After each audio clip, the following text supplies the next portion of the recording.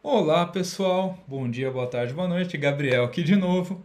Vamos continuar aqui o módulo um, agora o tópico 4, que é a estrutura de um computador. A gente vai falar um pouquinho de história, vamos falar um pouquinho de hardware, vai ser bem interessante. E eu ainda tive que cortar coisas, hein, que a história da computação é um negócio enorme. Eu vou só falar do computador eletrônico para frente, ok? Mas se tiverem curiosidade, por favor, pesquisem sobre, porque é um assunto muito bacana. Então vamos lá. Computação. Vamos falar um pouquinho aqui sobre esse conceito de computação, porque vai ser importante aqui para o que vai seguir, tá? Computação significa ato ou efeito de computar, né? Então, os computadores em geral surgiram da necessidade de calcular números e grandezas cada vez maiores e ter cálculos cada vez mais precisos, né? Então, a gente tem desde das calculadoras, né, mecânicas que criaram, né, até os computadores mecânicos e depois os computadores eletrônicos que foram evoluindo até o que a gente conhece hoje, tá? O que a gente conhece hoje foi por causa desse cara aí, ó. Esse cara aí é o John von Neumann. Ele era um matemático húngaro, né? E ele propôs uma arquitetura que foi primeiramente aplicada nesse IAS, aí esse computador que ele está do lado, que é a arquitetura que a gente segue até hoje nos computadores, né? A gente tem algumas melhorias dessa arquitetura, mas basicamente o computador até hoje que a gente usa foi por causa desse cara aí, né? Lá em 1968 que ele propôs esse modelo, né? Então o conceito que ele estava propondo, né, em relação às gerações anteriores é o de programa armazenado. Ou seja, a memória do computador ia armazenar tanto as instruções que ele ia executar, quanto os dados serem processados, né? Ele meio que guardava o seu programa também. Porque lembra que eu falei na aula passada sobre software? Que os hardwares antigamente eram criados para um software. Eram criados já naquele software, né? Assim, por exemplo, a máquina de decodificação lá do Turing, ela já foi criada para decodificar essa mensagem. Aquela máquina só serviria para aquilo. Ela só serve para decodificar, fazer esse tipo de cálculo. Não servia para fazer outros tipos de cálculo, né?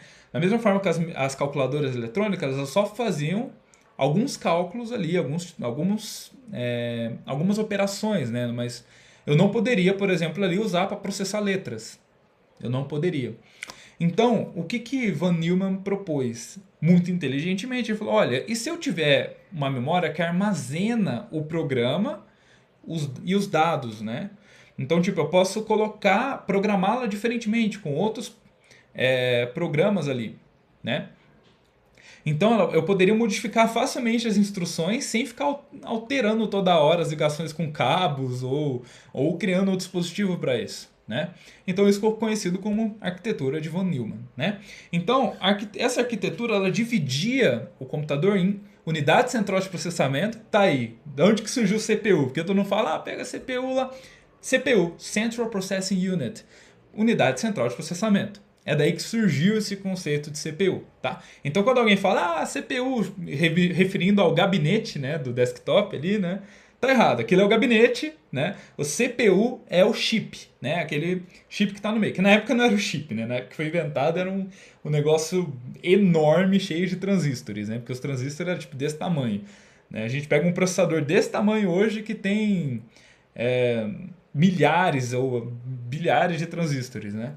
Enquanto na época, né, era um transistor era desse tamanho, tinha que ser um negócio enorme, né? Então eu separava em CPU, né, memória principal e dispositivos de entrada e saída. Ou seja, aonde que eu colocaria meus dados e aonde que eu tiraria meus dados, né? Geralmente imprimia-se em papel, né, os dados ou caíam bolinhas, né? Tinha várias formas que eles tiravam esses dados, né? A tela vai ser inventada um pouco mais para frente, né, o monitor, que vai ser uma forma interessante, né, dessa saída de dados, tá? Então, a arquitetura ganhou o nome dele. Então, ó, qual é a arquitetura do computador que você está usando nesse exato momento? A arquitetura de Von Neumann. Ponto. Esse cara mudou a história da computação. Então, vamos lá. Então, desde os computadores eletrônicos, né, que ele propôs a arquitetura dele, né, de Von Neumann, a gente teve quatro gerações, basicamente. Né? A primeira, que era computadores a válvula e relé. Né? Que é esse Univac aí, o primeiro aí. Esse foi o primeiro computador com algum sucesso comercial, né? Seguindo a arquitetura de Van Neumann, né? e funcionava válvulas e relé. Era um bicho gigantesco, né? E ali dá pra ver que já tem uma espécie de tecladinho, né? Que era o dispositivo de entrada dele, né? E a saída era tudo ali por luzinhas naquele painel enorme ali, né? A segunda geração foram de computadores transistorizados, né? Então, assim, a válvula foi substituída pelo transistor, né? Que era um dispositivo que eu conseguia colocar mais do que válvulas, né, em um menor espaço, né? E funcionava melhor também. Então aí a gente tem esse CDC 6600, né, que foi o maior sucesso dessa segunda geração de computadores transistorizados. Na terceira geração a gente tem com circuitos integrados. O que o circuito integrado fez? Com que a gente conseguisse colocar mais transistores ainda no menor espaço. Basicamente, da segunda geração para frente, foi só uma questão de quantos transistores eu consigo colocar aí, quero colocar mais. Vou arrumar um jeito de colocar mais. E também a questão é, se eu quero colocar mais, eu tenho que diminuir. Então é duas coisas, colocar mais transistores e diminuir o tamanho dos transistores para caber mais e também o desenvolvimento dos barramentos, né, dos circuitos mesmo, né, cada vez mais rápidos e que eu pudesse trocar informação mais rápido, tá? E o representante desses circuitos integrados aí foi o IBM 360, que esse aí era em duas partes, né? E, e ele começou com transistores menores, né? E circuitos muito bem integrados entre eles. E a quarta geração são os chips VLSI, né? Very Large Scale Integration, que é basicamente os chips, né? Começou a era dos chips, né? Que é a era de deixar tudo muito pequeno e fazer uma cidade de transistores em tamanhos menores, né? O grande representante dessa evolução é a Apple II, né? Sucesso comercial, né? E que começou com esse novo tipo de arquitetura com barramentos, né? Placa-mãe e chips menores, né? E milimétricos, né? Transistores milimétricos. Isso é importante dizer também. Okay? Então, basicamente, como funciona aqui a arquitetura de Von Neumann, né? Que a gente falou tanto e não viu direito como funciona. Bom, traduzindo aqui porque a gente tem contato, né, no nosso dia a dia, né? Então a gente tem uma entrada de dados, né, que é o tecladinho aí, né? Por exemplo, a gente coloca aqui, por exemplo, uma conta, né, para o computador fazer, né? Aí o processador vai fazer as operações lógicas e aritméticas, né, o que necessário para resolver aquela conta, e ela vai jogar esse resultado numa impressora ou num monitor, né? A gente vai ver o resultado da conta, né? Muito importante lembrar isso, porque aí você pergunta, onde que está o armazenamento? Esses dados que saem não vão ficar armazenados? Olha, de início, não. Na arquitetura de Von Neumann, né, e até nos computadores de hoje, a gente não sabe, mas a gente não precisa do armazenamento para ele funcionar. Né, armazenamento, digamos, o disco rígido, né? Precisa só da memória, só a memória RAM para guardar os dados que está entrando, né, e saindo, né, basicamente. Vamos dizer que eu digite um número enorme, né, a memória vai guardando o número, vai passando para o processador, e o que for saindo do processador vai voltando para a memória. E da memória vai para a saída, né, vai para a tela, né? E é só isso, né, a arquitetura de Von Neumann, né? Não tinha ideia ainda na época de um armazenamento fixo, né? Você trocaria, no caso ali, né, as instruções, né, nunca ficariam na máquina, né, mas a máquina ela ficaria com uma memória, digamos, provisória, né, volátil, tá? Então ali, agora ali embaixo, vamos olhar embaixo o esquema, né? A gente tem os periféricos de entrada, que é um teclado ou pode ser cabos também, qualquer outra coisa que a gente possa passar informação para que o processador processe, né? E a CPU, dentro dela, né, isso já é esquematizado por Von Neumann, você teria a unidade lógica aritmética, né, que faria cálculos matemáticos, né, e a unidade de controle, que iria dizer, por exemplo, um processador tem 64 bits. Né? 64 bits são 8 bytes. Né? 8 bytes significa 8 dígitos. Vamos dizer que eu tenho um número de 16 dígitos. Né? Então,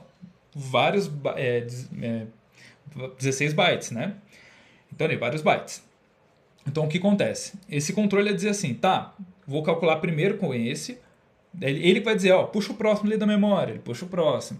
Ah, agora solta esse, solta para memória. Agora solta esse, solta para memória. Aí ele vai para a saída, né? Então ali, tá vendo que tem a troca, a entrada e saída para a memória principal? E aí depois vai para o periférico de saída esse cálculo, né? Ou para uma impressora, para um monitor, enfim. Então é importante saber como o processador funciona, assim, né? Tem essa troca entre a memória. Por isso que a tendência das novas máquinas, né, é unificar a memória com o CPU, para que não haja basicamente tempo nessa, seja basicamente instantânea essa troca de informação, né? Então vamos lá, vamos falar de cada componente, tá? O processador ou CPU, né, é um microchip com a capacidade de realizar a maior parte da computação das informações. Né? Eu falo a maior parte porque, se por exemplo, tem uma placa de vídeo, a placa de vídeo ajuda ele a processar aquilo, co-participa ali desse processamento. Tá? E a velocidade de um processador é medida em Hertz. Né? Mais especificamente, hoje em dia, só se fala em gigahertz. Né?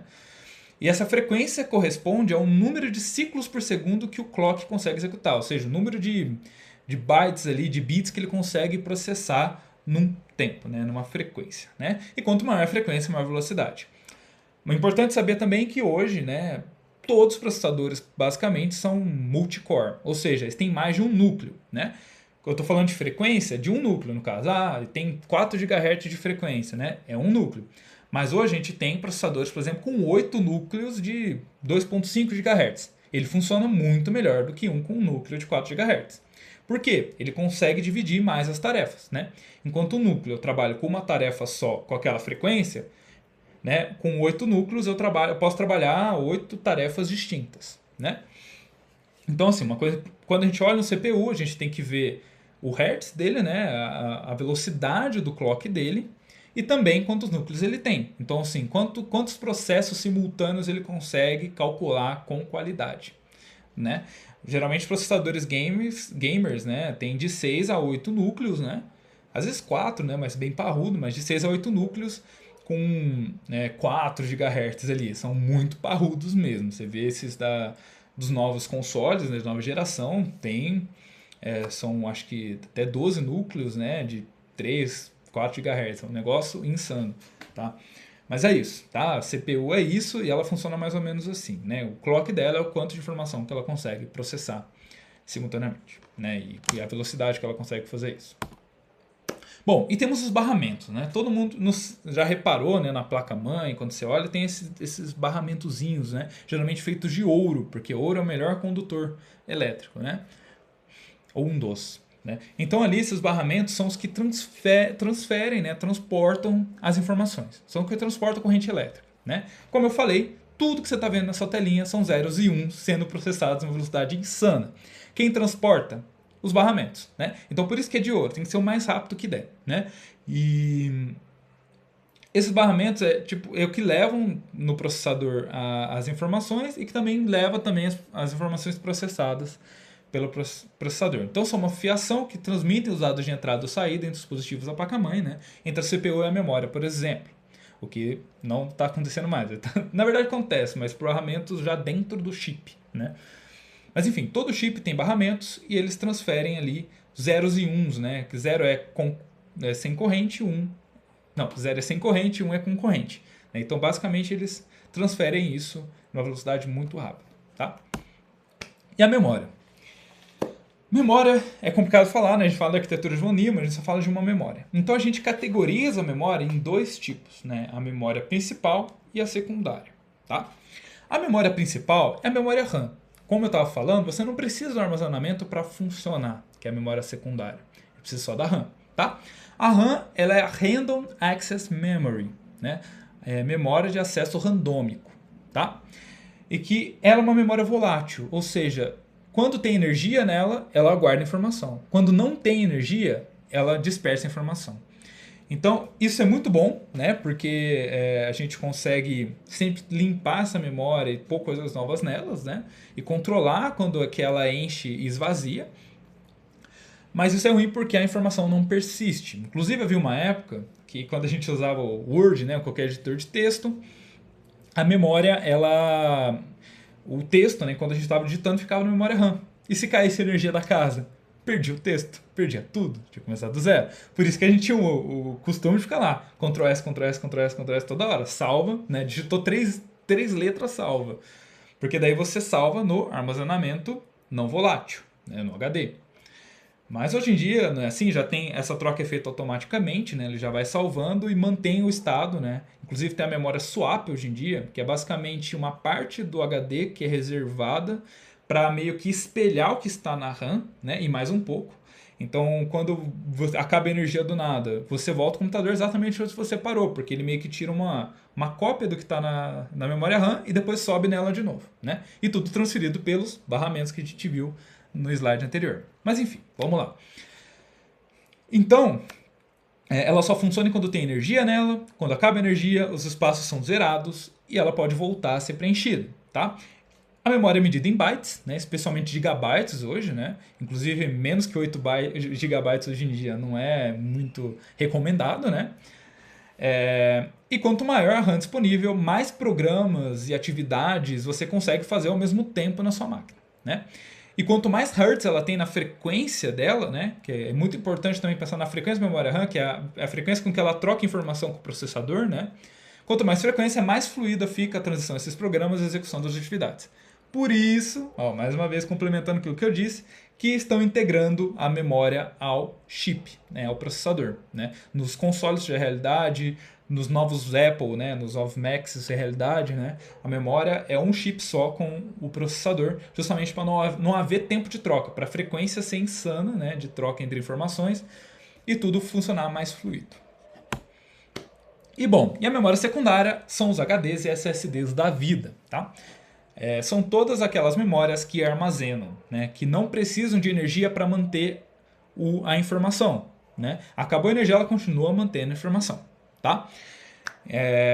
Então a gente tem dois tipos, né, mais famosos, que é o HD e o SSD, tá? O HD, hard disk, ou disco rígido, é um dispositivo eletromecânico que contém discos ali com ímãs, né, magnetizados, né, e tem uma cabeça que é tipo uma agulha e num disco de vinil, né, que vai ali gravando, né, por sinais eletromagnéticos os dados, né, e depois ela consegue acessar os dados também, né.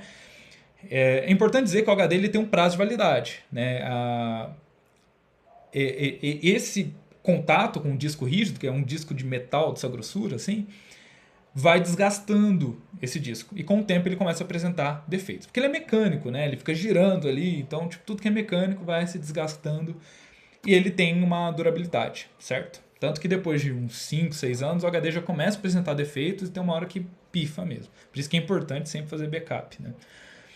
E bom, e temos SSD, que é a solução atual ao HD. Né? Todo mundo está transicionando para o SSD agora, né? Que é o Solid State Drive, a unidade de estado sólido, que é muito mais rápido que o HD, e ele funciona como uma memória RAM, né? Com memória flash, né? Que é aqueles coisinha preta que tem na memória RAM, é isso.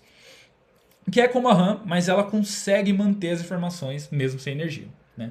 Então ela não é volátil. Né? Então ela funciona quase tão rápido como uma memória RAM, mas ela consegue manter essas informações. Então é muito mais rápido, é silencioso, porque não tem um disco mecânico girando, e ela é mais durável. Né? A gente não sabe ainda dizer, né, quanto tempo dura uma SSD, mas a ideia é que seja muito, muito mais durável do que um HD. Né? Mais confiável para registrar os dados e mais rápido na transição entre eles. Bom, periféricos de entrada são, em geral, os dispositivos que não permitem fornecer dados no computador. Né? Então, o mais conhecido é o teclado, o mouse. A gente falou lá também na outra aula sobre, né, o joystick, o touchpad, enfim, vários tipos de dispositivos de entrada, certo? Os periféricos de saída, que geralmente é o monitor, a impressora, né, são os que mostram para a gente o resultado do processamento. E bom, e qual a tendência dos computadores modernos seguindo essa arquitetura? A tendência está sendo cada vez mais de integração. Né? Toquei no assunto várias vezes, mas é isso. Quanto mais... Na verdade, duas tendências. Integração e aumento... Na verdade, mais. Vamos lá, vamos falar com calma. Integração dos dispositivos, aumento da frequência e diminuição. Né? Cada vez mais a gente tem uma diminuição, né, dos computadores, diminuição dos componentes, né, transistores, né? E de todos os componentes elétricos, né? E aumento dessa frequência, dessa troca, né? Tanto que a gente já tem GDDR5, né? De frequência, né? De placas, né? De memória também. Então, tipo, a ideia é aumentar a frequência, né? Tornar quase, que eles falam seamless, né? Seamless é tipo sem divisa, né? Meio que fluido ali essa transição de informação, né? Por isso que estão unindo, né, muito memória RAM ao chip, né, ao processador, para que fique cada vez mais rápido, mais fluido, né? Então a gente continua nessa arquitetura de von Neumann, porém a gente está integrando alguns dispositivos para que a troca seja mais rápida, mais fluida e o desempenho seja melhor no fim das contas. Ok? Então, bom, por essa aula é isso. Espero vocês na próxima aí. Então, um grande abraço e até a próxima aula.